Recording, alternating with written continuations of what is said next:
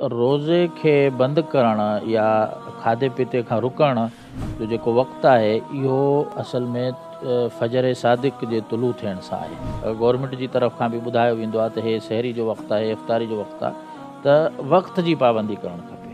अज़ान में जेको मुअज़िन उन वक़्त जो पाबंद हुजे।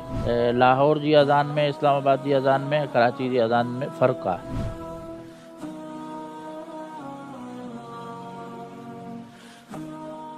अॻियों सवाल आहे शेख ख़ालिद साहब खां। हाला खां मुजाहिद अंसारी सवाल कनि था त सहरी ऐं अफ़्तारी जे टाइम ते मुख़्तलिफ़ मस्जिदनि मां कुझु टाइम जे फ़र्क़ सां मुख़्तलिफ़ अज़ानूं अचनि थियूं। हाणे असांखे कहिड़ी अज़ान ते अफ़्तारी करणु खपे या सहरी करणु खपे? अहिड़ी तरह सां टीवी ते नशर थियल अज़ान ते सहरी या अफ़्तारी वग़ैरह करे सघिजे थी या न? बिस्मिल्लाह वस्सलातु वस्सलामु अला रसूलिल्लाह।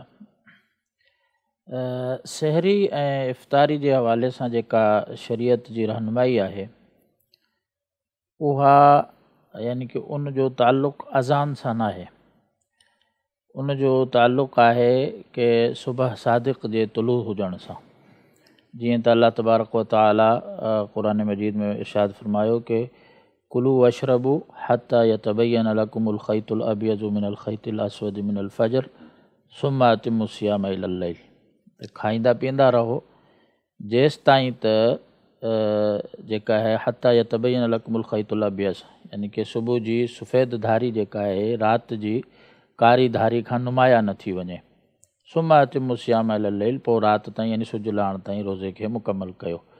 त रोज़े खे बंदि करणु या खाधे पीते खां रुकण जो जेको वक़्तु आहे इहो असल में फजर सादिक जे तुलू थियण सां आहे।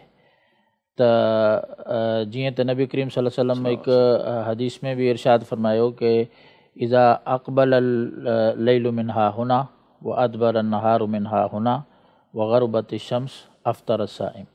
त जॾहिं राति अची वञे यानी कि सिजु लही वञे ऐं जेको आहे ॾींहुं ख़तमु थी वञे, हलियो वञे ऐं सिजु जेको आहे ग़ुरूब थी वञे त रोज़ेदार रोज़ो खोले वठे।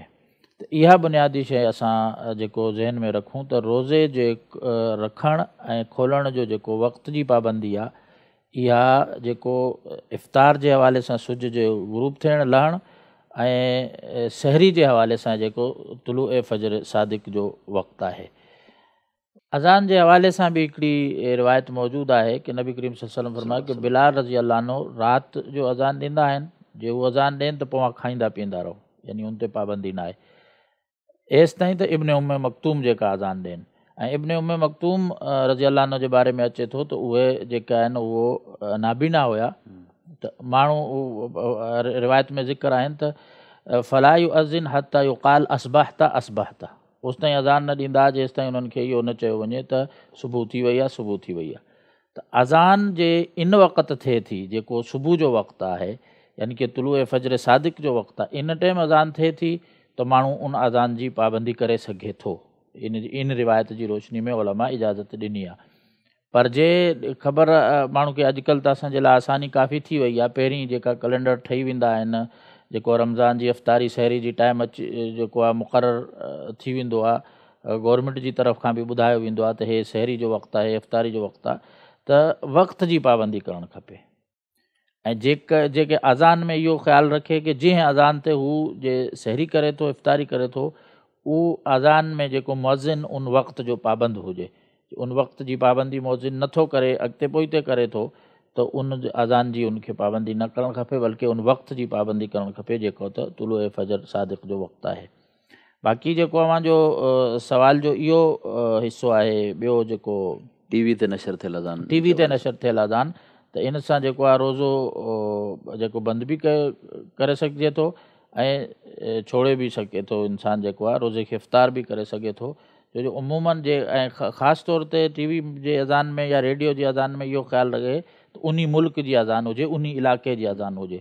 जीअं मसइलन पाकिस्तान में आहे त पाकिस्तान में लाहौर जी अज़ान में, इस्लामाबाद जी अज़ान में, कराची जी अज़ान में फ़र्क़ु आहे टाइम जो। उन इलाइक़े जी जेका रेडियो चैनल आहे या टीवी चैनल आहे ऐं उन जे मुताबिक़ उन इलाइक़े जे मुताबिक़ टाइम ॿुधाए करे उहो जे अज़ान ॾियनि था त उन सां रोज़ो खोलण में, इफ़्तार करण में या सहरी वग़ैरह जी पाबंदी करण में को हर्ज़ु न आहे।